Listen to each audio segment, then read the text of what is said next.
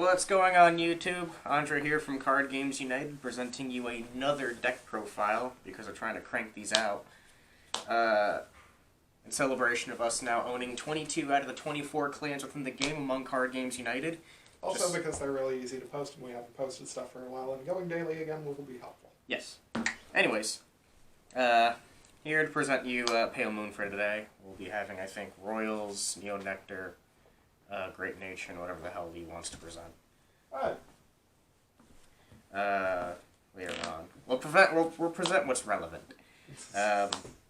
So today So you're not presenting Royals or Deleters? Silence!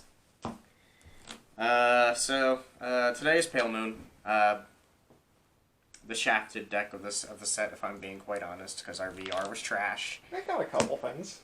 He did. So this is just straight Golden Beast Tamer, to be honest, with just some extra cards to add consistency. There is no Gun Salute Hybrid in here. I tried it. I didn't like it. It didn't work. So, we'll start off with your starter. It exists. 4 copies of the Heart and Soul of the deck. If you do not ride this card, you will lose. There is no compromise. You will lose if you do not see this card in the game. Like, Nightmare Doll Alice is not an option. Gun Salute Dragon is not an option. You will ride this card, and you will only ride this card. If you don't know what she does, she gives 3k to the front row when you have 5 units, so it's great for hitting. It's great for setting up columns to hit force. When she attacks, you can counterblast 1, put a card from your hand to the soul, and you can call 2 cards. So it's combo starter, combo extender, combo ender. She does everything for the deck. She literally checks all the boxes from making numbers towards extending your combos. She is the entirety of Pale Moon at the moment. Yep. She's a really good card, but this deck's weakness is when you don't see her, which is quite often. 4 copies of Nightmare Doll Alice. And by the way, since this is one of my more favorite clans, I'll go over some tech options you can run in each slot. So this is Nightmare Doll. Where we get to talk about SingStar? Yes. So this is Nightmare Doll Alice. Her Vanguard skill isn't that good. When she's placed, you can call a Workroid from your soul. The only really good combo is you can ride Alice into Alice, but by that point you've probably already lost the game. What we're here for is the second skill. After she attacks in the rear guard, you can counterblast 1, soul blast 1. She goes into soul, and then you can call a non-grade 3 out from the rear guard circle. So, just really good as a multi-attack extender. It's the main offense of the deck. You run 4 because you want to see as much of it, although you can justify it at 3 or 2. Also, if you ride a grade 2 Nightmare Doll or whatever, Workroid. There are some Nightmare Dolls. There's like Jumping Jill, and I think, what's his fucking base? Nitro Juggler. You're not entirely screwed, so long as you see Golden Beast Tamer within at least 1 turn. 2 copies of the Chimera. It's a combo extender, gives you a counter charge during the battle phase, also hits number, can also make trapezes plays. Also, it counter charges! Yeah. So, for any tech options you could run in this slot, you could try the Songstress, which Lee has really been saying. She's a decent card. I believe she's counterblast 1 whenever a unit's boosted. You can put 2 rear guards in a soul call 1, so it's basically a backup Golden Beast Tamer. The issue I have is I can't find the space within the grade 3 lineup to do so because the Chimera is such an important combo piece. So is Alice. I feel like you could cut Alice down to 2. I feel like you have enough different ways to run the combos that you don't need to see her. It's worth testing. 4 copies of Amaranth Beast Tamer. This hasn't changed from our last profile because this card... Despite the fact that it is a terrible card. It just sucks trapeze stuff. Yeah. That's all you use it for. It works with your combos. On paper, it's like one of the worst cards, but it works with your combos, Yeah. so in this deck it stays in. Also hits force numbers. Quite a surprise, but not really when you think about the end of the day. Still 4 copies of Nitro Juggler. Why? Because it sets up your soul for free without counterblasting. You want to save your counterblast for trapeze for Golden Beast Tamer and Nightmare Doll Alice, so that's why I'm still running this card, because like when placed from hand, you get a free soul charge. And then probably the best card of the set, we got 3 copies of Dancing Princess of the Night Sky. First ability, is Counterblast 1, Soul Blast 1. When she's placed in banner rear from hand, you can call the card from your soul. That's not what we're here for, though. We're here for the second skill. When she's placed from soul, she gets 3k until the end of the turn. So on Golden Beast Tamer, that makes 15k, so 25k in the Excel Circle, or 15 plus 8. When boosted by an 8k is 23. So she's there and makes the Force matchup much easier.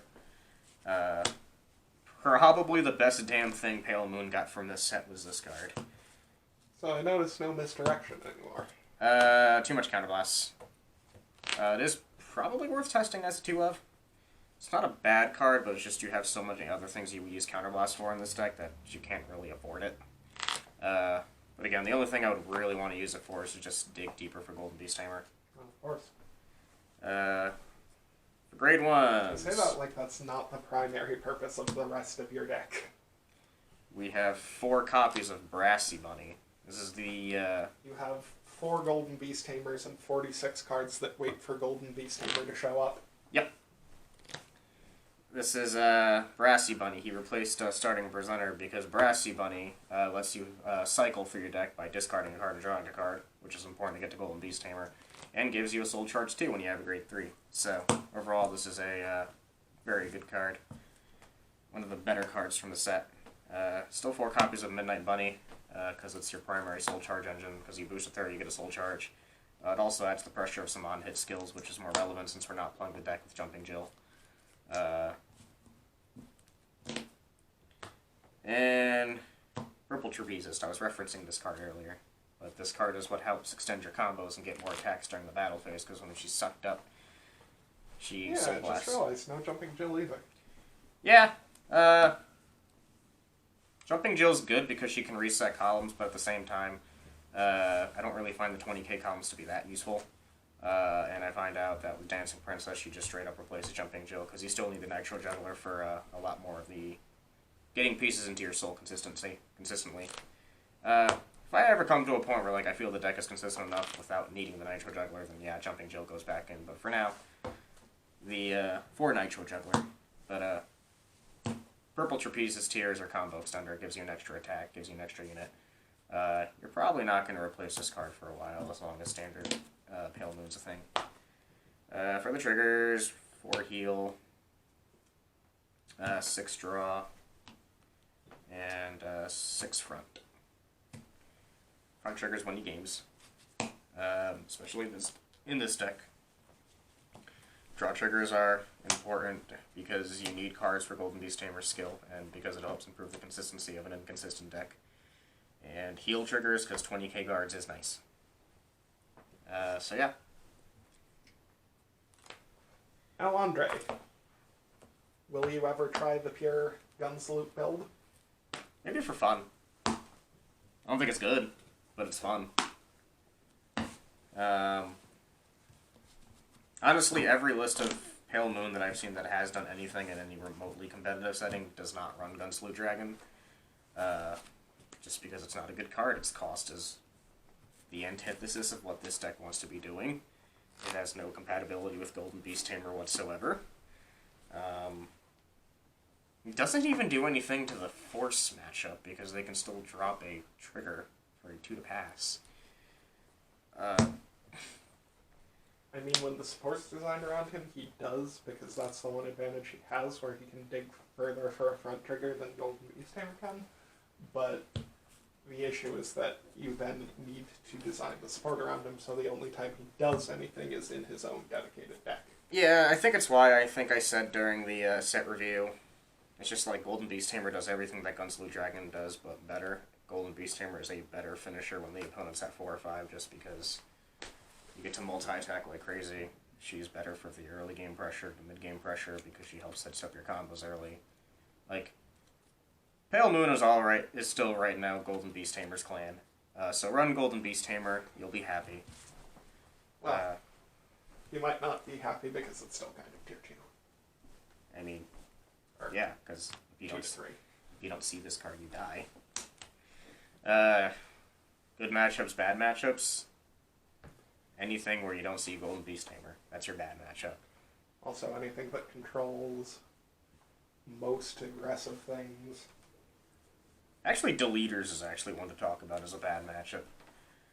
Because, in a lot of those times in this deck, because you're so reliant on Golden Beast Tamer, you only ride once. So if you delete her, you know, and you don't get another copy of her, you kind of die. So... Yeah, as I learned in my pure Dantarian build, builds that only have 4 rideable cards don't like playing against Deleters. Good matchups, does well against a lot of Protect clans. Surprisingly, this deck is good against Angel Feather. How is that surprisingly? Because Angel Feather is really good. It's not, though. It's good. No, it's just consistent. It is consistent. So, you see, if you flip this over against a Protect deck, you'll probably have a good time.